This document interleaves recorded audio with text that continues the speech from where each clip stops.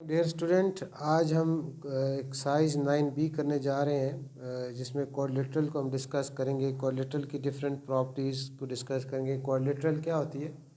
Four sided shape को quadrilateral कहते हैं। Any shape which is consist by four side and close shape which have four sides is called quadrilateral. Quadrilateral की different types हैं।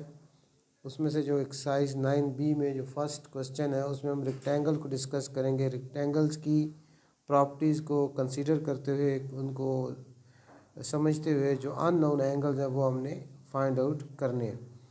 तो सबसे पहला जो इसका पार्ट है 9B के क्वेश्चन नंबर 1 का, उसमें हमारे पास एक रेक्टेंगल है। रेक्टेंगल इस तरह की बनी हुई है। इसमें ये A, B और ये C और ये D है, और यहाँ से डायगनल है। अपोजिट वर्सेस को जो लाइन सेगमेंट ज्वाइन करती है उसको डायगनल कहते हैं। ये डायगनल है और इसमें ये एंगल 54 है, और ये एंगल A है और ये एंगल B है। तो इसमें ये जो अननोन एंगल A और B ये हमने फाइंड आउट करने हैं। अब रेक्टेंगल्स की अपोजिट साइड्स इक्वल होती हैं, यानी ये साइड ए बी इक्वल होगा DC के और AD इक्वल होगा BC के। और हमें पता है कि रेक्टेंगल्स के ऑल एंगल 90 डिग्री होते हैं, तो ये एंगल हमारा 90 होगा। वहाँ बुक में मार्क नहीं हुआ, आप खुद से मार्क करेंगे। ये आपसे, यानी आपको ये प्रॉपर्टी पता होनी चाहिए कि ट्राइंगल्स के एंगल्स जो कितने होते हैं। रेक्टेंगल का ईच एंगल 90 डिग्री होता है। जब ये 90 है तो अब आप in triangle A B C triangle है, इसके टू एंगल्स गिवन है, तो थर्ड एंगल अननोन जो है निकल आएगा।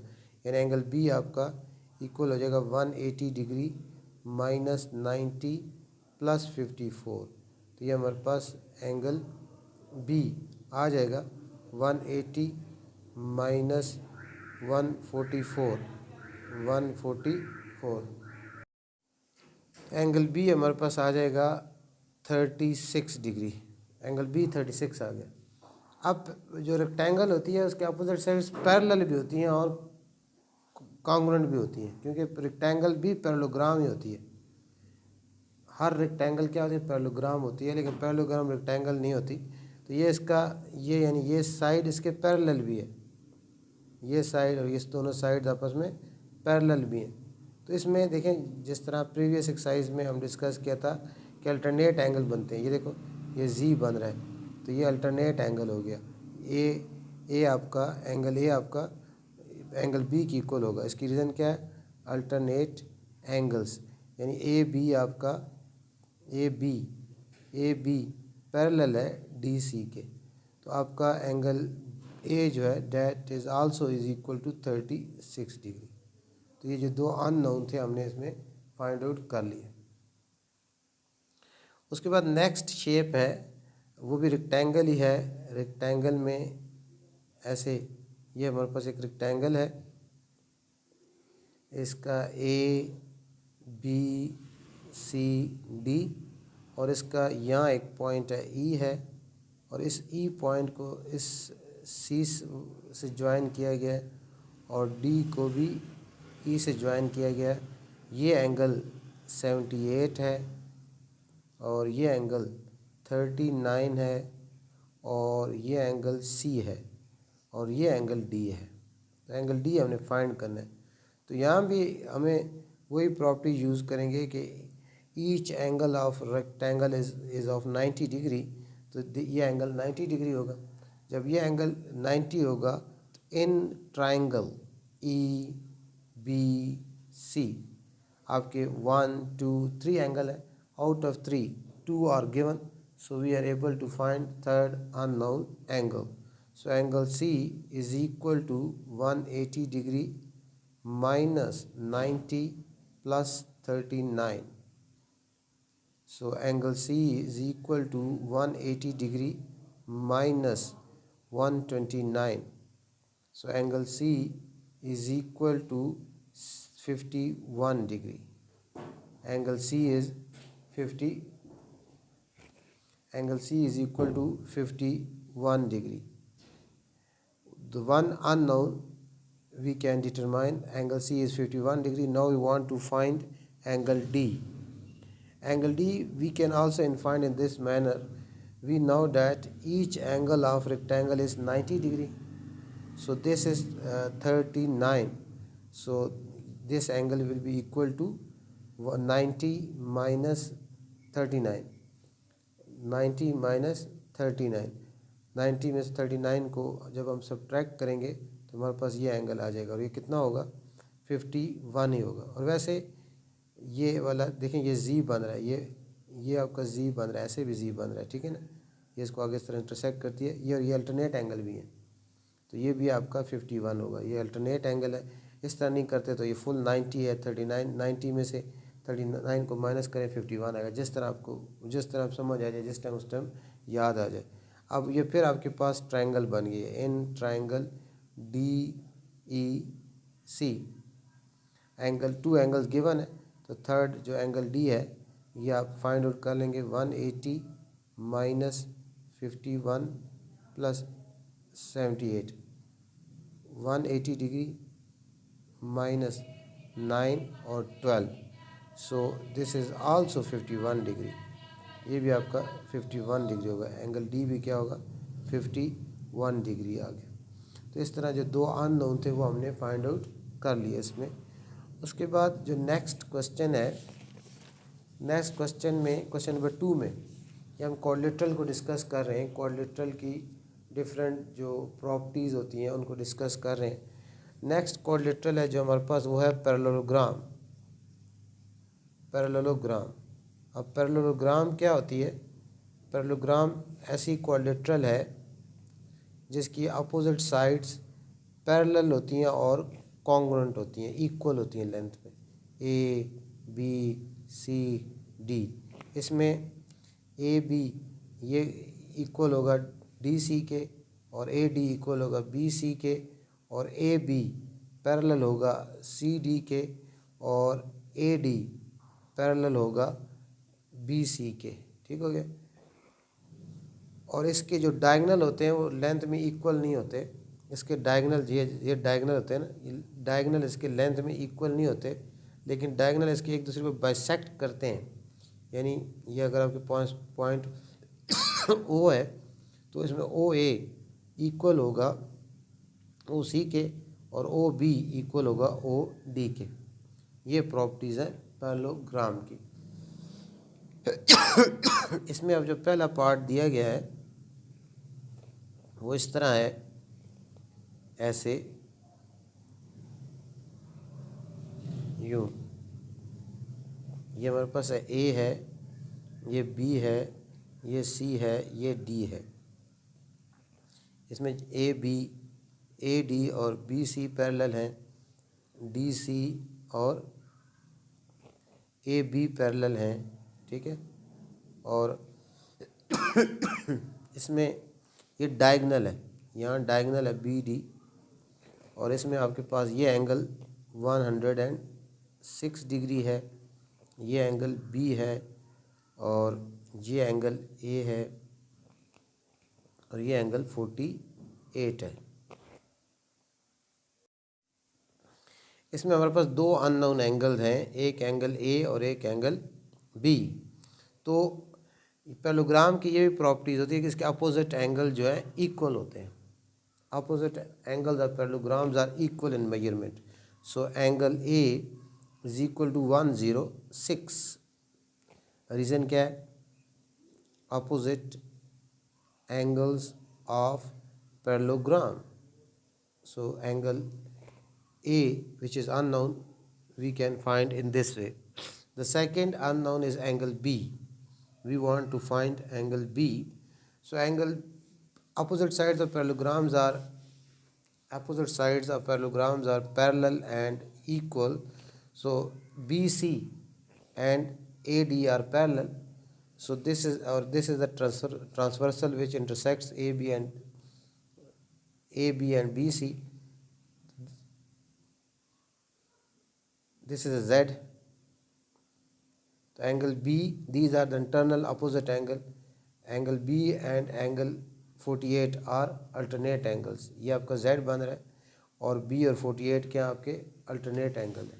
तो एंगल B जो है आपका किसकी इक्वल हो जाएगा, एंगल बी इक्वल हो जाएगा 48 के, और इसकी रीज़न क्या है, अल्टरनेट एंगल्स, ठीक है, ऑफ अल्टरनेट एंगल्स। तो इस तरह ये जो दोनों अननोन थे वो हमने फाइंड आउट कर लिए। सेकंड पार्ट इसका पैरेललोग्राम का इस तरह है कि इसमें ये एक पैरेललोग्राम हमें दी गई है,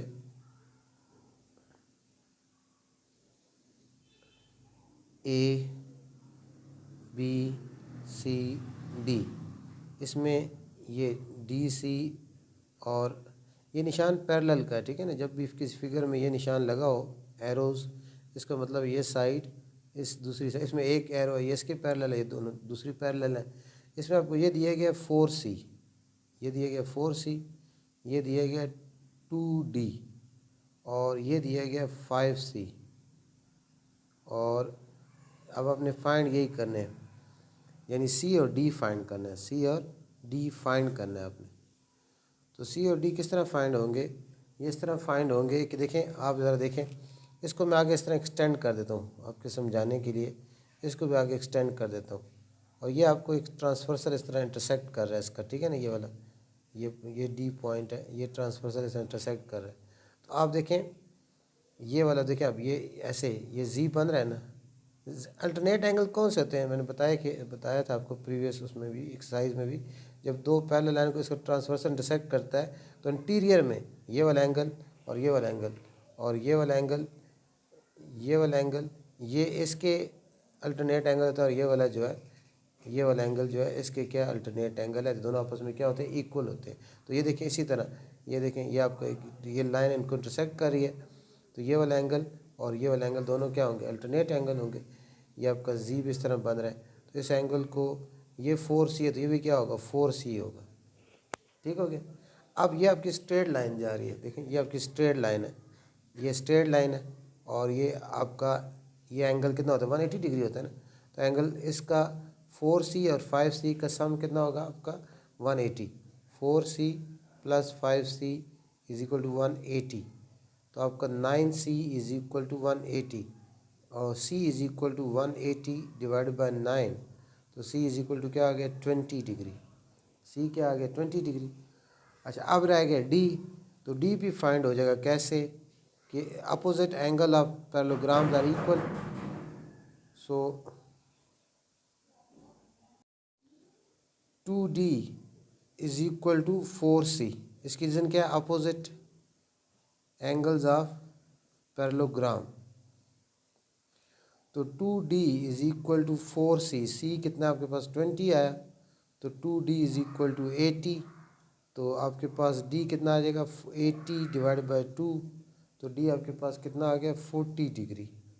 तो इस तरह जो दोनों अननोन थे C एंड D वो हमने फाइंड आउट कर लिए। पैरेललोग्राम की प्रॉपर्टीज़ जो है जहन में रखते हुए, उनको यूज़ करते हुए जो अननोन थे वो हमने फाइंड आउट कर लिए। उसके बाद नेक्स्ट जो क्वाड्रिलेटरल है जिसको हम डिस्कस करना है, जो क्वेश्चन एक्सरसाइज 9B का, वो है काइट। काइट भी क्वाड्रिलेटरल होती है। काइट इस तरह की क्वाड्रिलेटरल होती है जिसकी अपोजिट साइड्स क्या हो, इक्वल हो। इस तरह ये काइट है, इस तरह काइट होती है। काइट की ये प्रॉपर्टीज़ होती हैं कि ये जो साइड है, लेट्स सपोज अगर A B C और D साइड है, तो AD शॉर्टर साइड AD जो है, इस शॉर्टर साइड DC की इक्वल होती है, और ये जो AB है ये इक्वल होती है BC के। और इसके डायगनल, ये देखें ये डायगनल होगा, ये डायगनल है और ये डायगनल, इसके डायगनल हमेशा एक दूसरे के परपेंडिकुलर होते हैं, यानी इसका ये एंगल भी 90 का बनता है, ये एंगल भी 90 है, ये एंगल भी 90 है, ये भी 90, ये भी 90 है, ठीक हो गया। और उसकी एक और ये बात है कि इसके जो ये डायगनल ये एंगल्स को बाइसेक्ट भी करते हैं। मतलब क्या कि ये एंगल और ये एंगल दोनों इक्वल होंगे, इस तरह ये वाला एंगल और ये वाला एंगल भी आपस में इक्वल होंगे। डायगनल एक एंगल्स को क्या करते हैं, बाइसेक्ट भी करते हैं, ठीक है। और आपकी ये BABC ये आइसोसेलेस ट्रायंगल बन रही है, देखो ना, ये साइड बराबर है, तो इसका मतलब ये वाला एंगल और ये वाला एंगल भी बराबर होंगे। इस तरह ये भी आइसोसेलेस ट्रायंगल बन रही है, तो ये वाला एंगल, इसीलिए वो कह रहे हैं कि एंगल क्या करते हैं, बाइसेक्ट करते हैं, ठीक है ना। तो ये इसकी काइट की प्रॉपर्टीज़ हैं। काइट एक ऐसा कोलेट्रल है जिसकी आपकी जो है अपोजिट साइड, ये जो इस ये वाली साइड्स होती हैं, शॉर्टर साइड और लॉन्गर साइड दोनों आपस में इक्वल होती हैं और इसके डायगनल एक दूसरे को परपेंडिकुलरली इंटरसेक्ट करते हैं और डायगनल भी एंगल्स को क्या करते हैं, बाइसेक्ट करते हैं। अब इसमें जो पहला पार्ट है,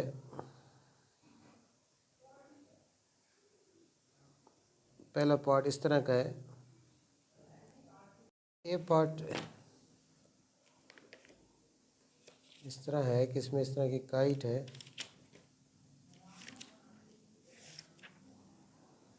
और ये डायगोनल है इसका, और इसका है ए बी सी डी, और ये एंगल 100 है।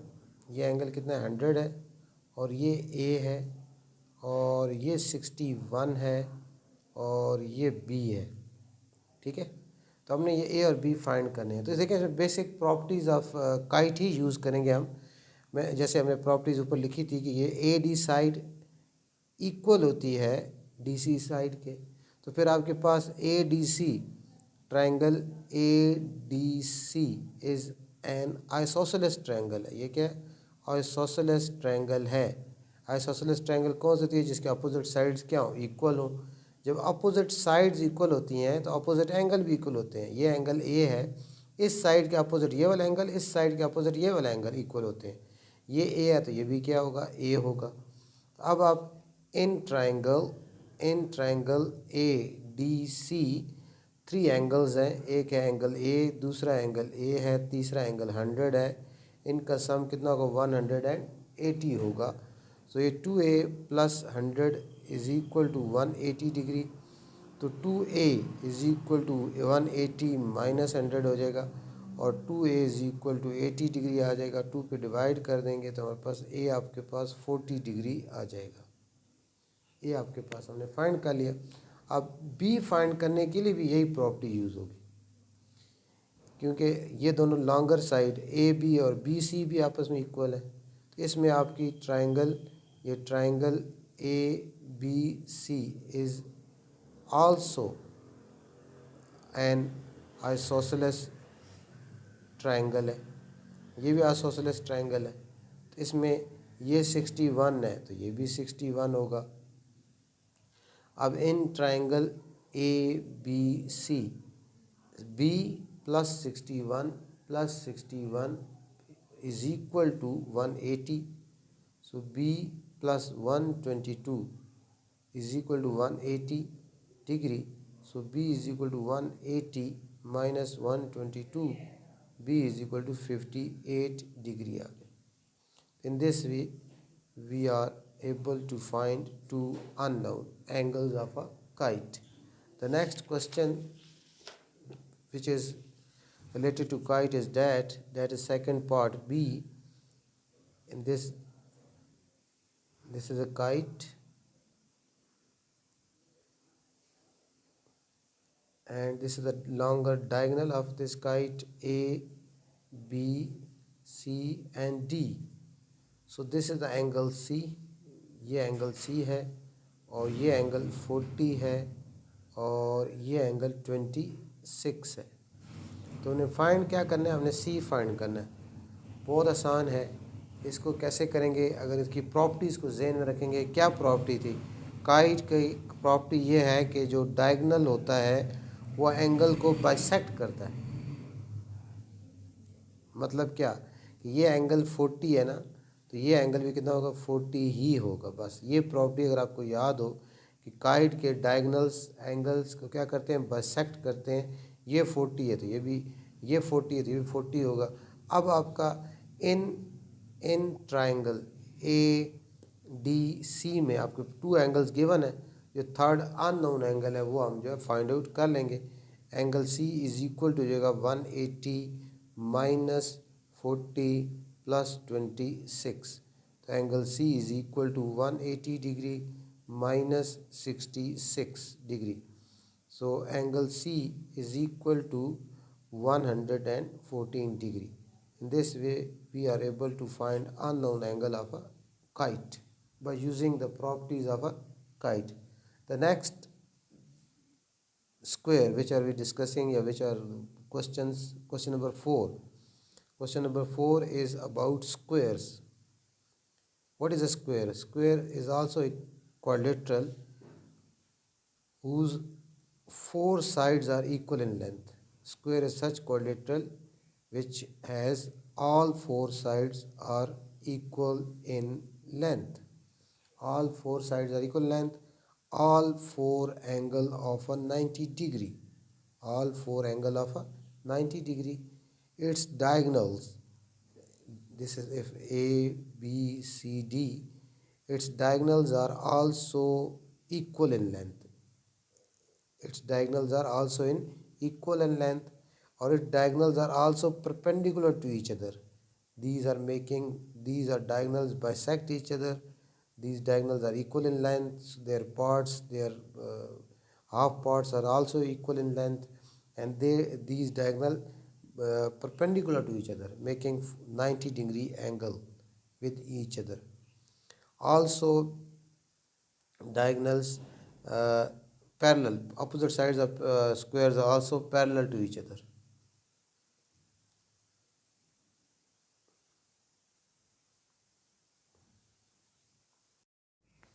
A first part of question number A is, this is a B C D is a square.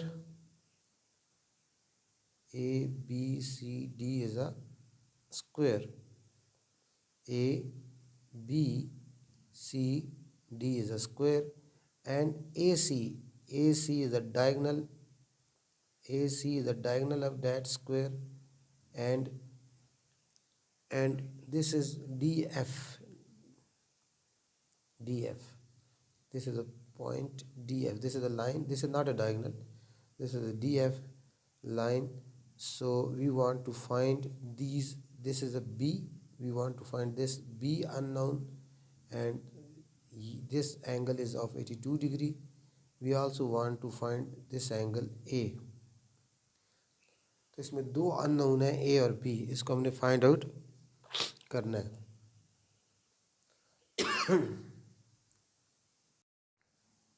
अब इसमें ये जो दो अननोन है A और B, ये हमने फाइंड आउट करने हैं.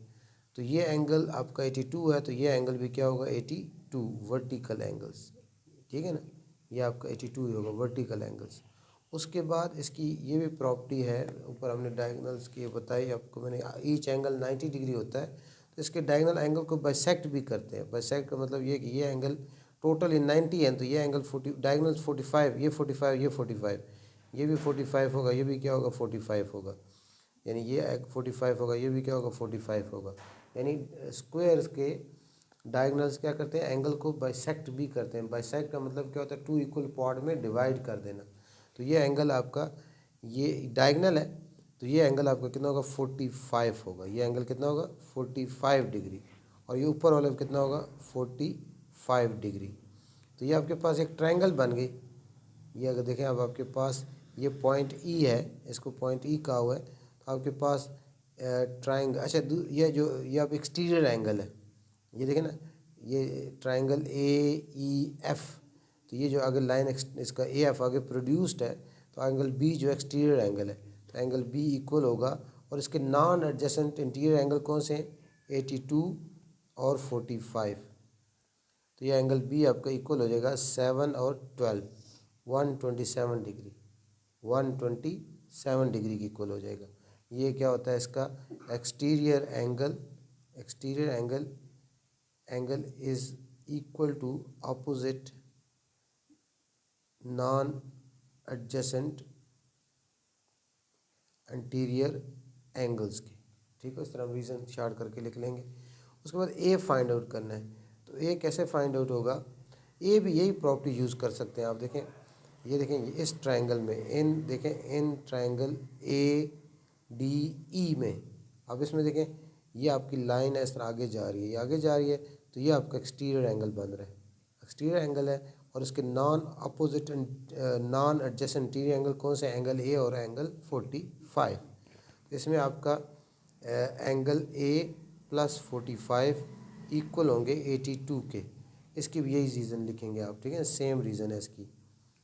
और एंगल A आपका इक्वल हो जाएगा 82 -45, तो एंगल ए आपका हो जाएगा 37 डिग्री आ जाएगा, 37 डिग्री। तो इस तरह जो अननोन दोनों ए और बी वो हमने फाइंड आउट कर लिए। तो ये स्क्वायर से रिलेटेड थे। स्क्वायर की प्रॉपर्टीज़ हमने डिस्कस की, इसमें काइट की प्रॉपर्टीज़ थी वो डिस्कस की, और पैरेललोग्राम की और रेक्टेंगल की। क्वाड्रिलेटरल्स हैं, क्वाड्रिलेटरल 4 साइडेड शेप को कहते हैं, और उसकी जो प्रॉपर्टीज़ को अगर जहन में रखें तो उसको जहन में रखते हुए और समझते हुए जो अननोन एंगल्स है वो आप फाइंड आउट कर सकते हैं।